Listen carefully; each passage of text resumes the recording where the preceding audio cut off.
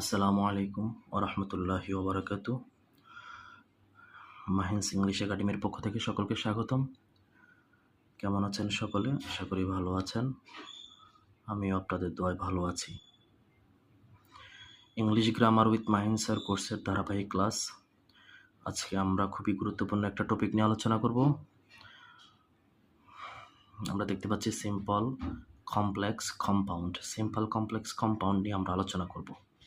আজকে আমাদের প্রথম ক্লাস। আমরা বেসিক বিষয়গুলো নিয়ে আলোচনা করব।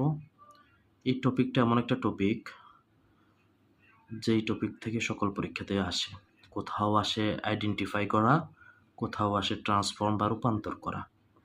সাধারণত একাডেমিক পরীক্ষাগুলোতে আসে ট্রান্সফর্ম, আর জব পরীক্ষাগুলোতে আসে আইডেন্টিফাই। আমরা ইনশাল্লাহ দুইটাই শিখবো। আমাদের দুই একটা ক্লাস লাগবে। ইনশাল্লাহ আমরা ধারাবাহিকভাবে শেষ করব। প্রথমে দেখতে পাচ্ছি অ্যাকর্ডিং টু স্ট্রাকচার, মানে গঠন ভেদে বাক্য কত প্রকার? আমরা জানি 3 প্রকার। এই যে আমরা সিম্পল কমপ্লেক্স কম্পাউন্ড পড়বো, এই বাক্যগুলো হচ্ছে গঠন ভেদে। স্ট্রাকচার অনুযায়ী বাক্য 3 প্রকার: সিম্পল, কমপ্লেক্স, কম্পাউন্ড। সিম্পল অর্থ হচ্ছে সরল, কমপ্লেক্স মানে জটিল, কম্পাউন্ড মানে যৌগিক, আমরা বাংলাতে যেটা জানি।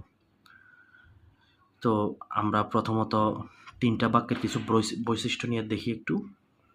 সিম্পল বাক্যের একটা বৈশিষ্ট্য আমরা লিখি একটি বাক্য, অর্থাৎ এই সিম্পল সেন্টেন্সে একটি বাক্য থাকবে। একটি সাবজেক্ট অর্থাৎ হচ্ছে একটি সাবজেক্ট ও একটি ভার্ব এই বাক্যটার ভিতরে থাকবে। মাঝে মাঝে একটা নন ফাইনিট অংশ থাকতে পারে অথবা নাও থাকতে পারে। নন ফাইনিট বলতে আমি প্রেজেন্ট পার্টিসিপল ইনফিনিটিভ জিরান্ডকে বুঝাইছি। অর্থাৎ সিম্পল সেন্টেন্স হচ্ছে যে বাক্যে একটা মাত্র সেন্টেন্স থাকবে। একটা মাত্র সেন্টেন্স অর্থাৎ একটা সাবজেক্ট একটা ভার্ব।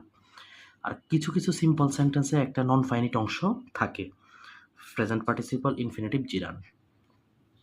দ্বিতীয়ত যদি আমরা কমপ্লেক্স বা জটিল বাক্যটা খেয়াল করি, দুটো বাক্য থাকবে।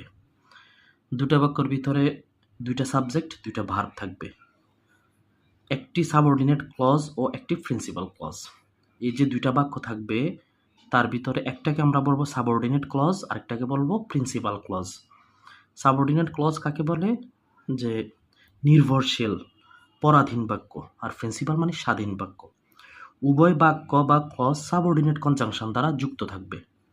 তাহলে আমাদের যে দুইটা বাক্য থাকবে, দুইটা বাক্য বা ক্লজ আমাদের সাবঅর্ডিনেট কনজাংশন দ্বারা যুক্ত থাকবে। এটা হচ্ছে আমাদের কমপ্লেক্স সেন্টেন্সের মেইন চিহ্ন বা বিষয়, যে আমরা কমপ্লেক্স সেন্টেন্স চেনার জন্য আমাদের অবশ্যই সাবঅর্ডিনেট কনজাংশনগুলো জানা থাকতে হবে। আমরা ইনশাল্লাহ এগুলো শিখে নিব সামনে। তো আমরা কমপ্লেক্স সেন্টেন্স বুঝতে পারছি, দুটা বাক্য থাকবে আর দুইটা বাক্য বা দুইটা ক্লজ আমাদের সাবঅর্ডিনেট কনজাংশন দ্বারা যুক্ত থাকবে। তাহলে যে সকল বাক্যে আমরা সাবঅর্ডিনেট কনজাংশন পাবো সেগুলোই হচ্ছে কমপ্লেক্স সেন্টেন্স, আর যে বাক্যে শুধুমাত্র একটা বাক্য পাবো সেটা হচ্ছে সিম্পল সেন্টেন্স। এখন যদি আমরা কম্পাউন্ড সেন্টেন্স নিয়ে একটু দেখি, কমপ্লেক্স সেন্টেন্সে যেরকম দুইটা বাক্য থাকবে, কম্পাউন্ড সেন্টেন্সেও দুইটা বাক্য থাকবে। কম্পাউন্ড সেন্টেন্সে দুইটা বাক্য দুইটা সাবজেক্ট দুইটা ভার্ব নিয়ে গঠিত হবে, উভয় বাক্যই প্রিন্সিপাল ক্লজ হবে। তাহলে আমাদের কমপ্লেক্স সেন্টেন্সে ছিল একটা সাবঅর্ডিনেট ক্লজ একটা প্রিন্সিপাল ক্লজ, আর কম্পাউন্ডে দুইটা বাক্য থাকবে বা ক্লজ থাকবে, দুইটাই প্রিন্সিপাল ক্লজ, দুইটাই স্বাধীন বাক্য থাকবে। আর এই দুইটা স্বাধীন ক্লজ বা বাক্যকে কোঅর্ডিনেটিং কনজাংশন দ্বারা যুক্ত থাকবে। তাহলে আমরা কম্পাউন্ড সেন্টেন্স পাইলাম কোঅর্ডিনেটিং কনজাংশন, আর কমপ্লেক্স সেন্টেন্সে পেলাম সাবঅর্ডিনেটিং কনজাংশন।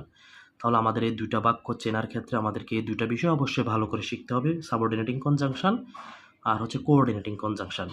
যে সকল বাক্যে আমরা কোঅর্ডিনেটিং কনজাংশন পাবো সেগুলো অবশ্যই কম্পাউন্ড সেন্টেন্স, আর যে সকল বাক্যে আমরা সাবঅর্ডিনেটিং কনজাংশন পাবো সেগুলোই আমাদের কমপ্লেক্স সেন্টেন্স। আশা করি বুঝতে পারছেন। আমরা এখন যেহেতু আমাদের এখানে দুটো কনজাংশন নিয়ে আলোচনা আসছে, সেক্ষেত্রে আমরা এই দুটো কনজাংশন নিয়ে একটু ছোটোখাটো একটু আলোচনা করি। আপনারা দেখতে পাচ্ছেন আমরা কনজাংশন নিয়ে একটু আলোচনা করি। যেহেতু আমাদের সাবঅর্ডিনেট কনজাংশন থাকলে আমাদের কমপ্লেক্স সেন্টেন্স হবে, আর কোঅর্ডিনেটিং কনজাংশন থাকলে আমরা তাকে কম্পাউন্ড সেন্টেন্স বলবো। তাহলে আমাদের কনজাংশন জানা খুবই জরুরি। কনজাংশন 3 প্রকার আমরা এখানে লিখেছি: coordinating conjunction, subordinating conjunction, correlative conjunction. Coordinating conjunction, subordinating conjunction, correlative conjunction.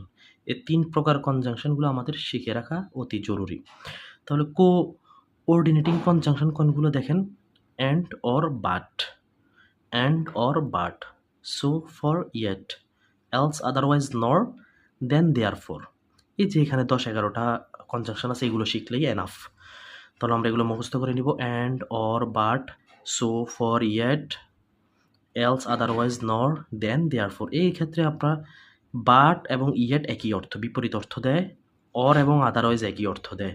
এগুলো আমরা মনে রাখবো।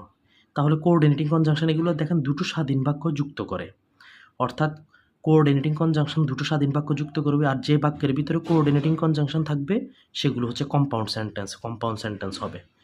আমরা দ্বিতীয় বাক্য দেখি, সাবঅর্ডিনেটিং কনজাংশন। সাবঅর্ডিনেটিং কনজাংশন হচ্ছে এমন কতগুলো কনজাংশন যেগুলো দ্বারা কমপ্লেক্স সেন্টেন্স যুক্ত থাকে, দুটো বাক্য যুক্ত থাকবে, এগুলোকে আমরা কম্পাউন্ড সেন্টেন্স বলবো। যেমন দো, although, even though, while, হোয়ারএজ।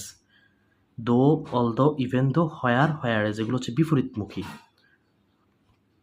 Comparison and contrast যাকে আমরা ব্যবহার করব।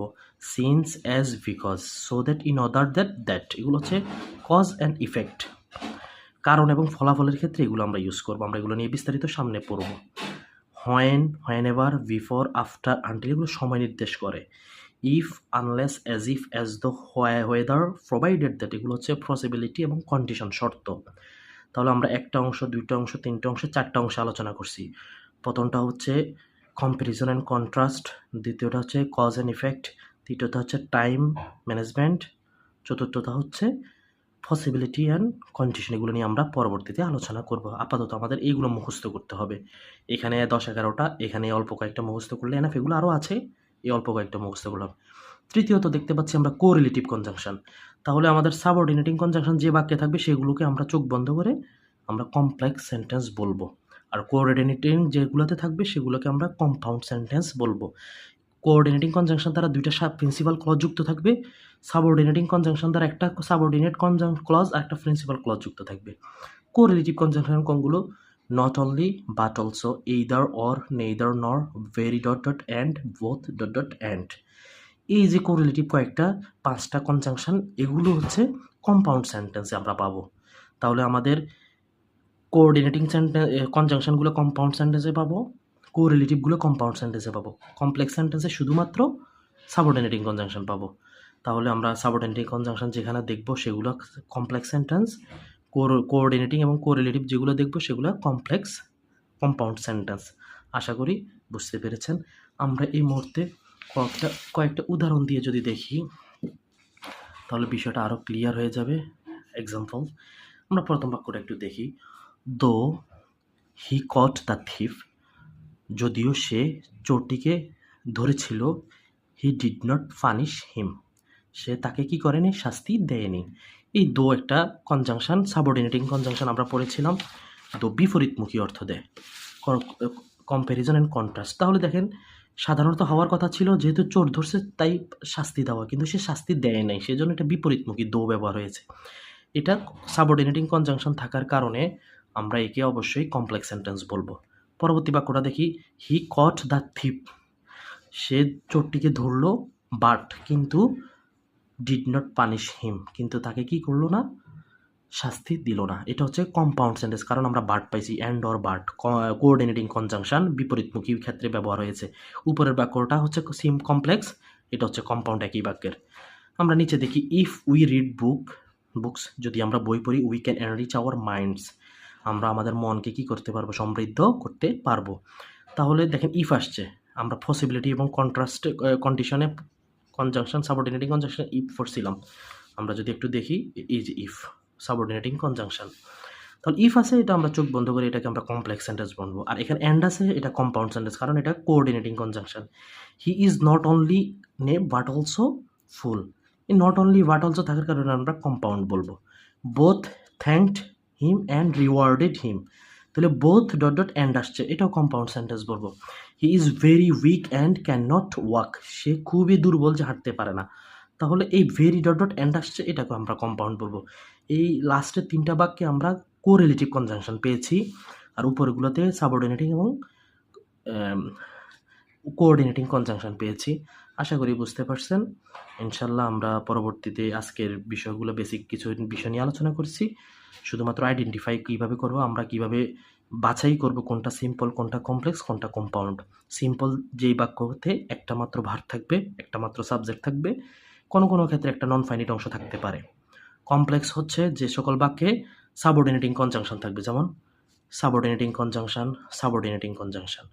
আর কমপ্লেক্স হচ্ছে, কম্পাউন্ড হচ্ছে কোঅর্ডিনেটিং কনজাংশন, বাট থাকবে, অ্যান্ড থাকবে, অথবা কোরিলেটিভ থাকবে। তাহলে কমপ্লেক্সের ক্ষেত্রে সাবঅর্ডিনেটিং হবে, কম্পাউন্ডের ক্ষেত্রে কোঅর্ডিনেটিং অথবা কোরিলেটিভ কনজাংশন হবে। আমরা আশা করি বুঝতে পারছি। ক্লাসটি যদি ভালো লেগে থাকে অবশ্যই শেয়ার করে দিবেন। কোনো ধরনের প্রশ্ন বা জিজ্ঞাসা থাকলে আমার হোয়াটসঅ্যাপ নাম্বার দেওয়া আছে উপরে, হোয়াটসঅ্যাপ নাম্বারে যোগাযোগ করবেন, মেসেজে জানাবেন।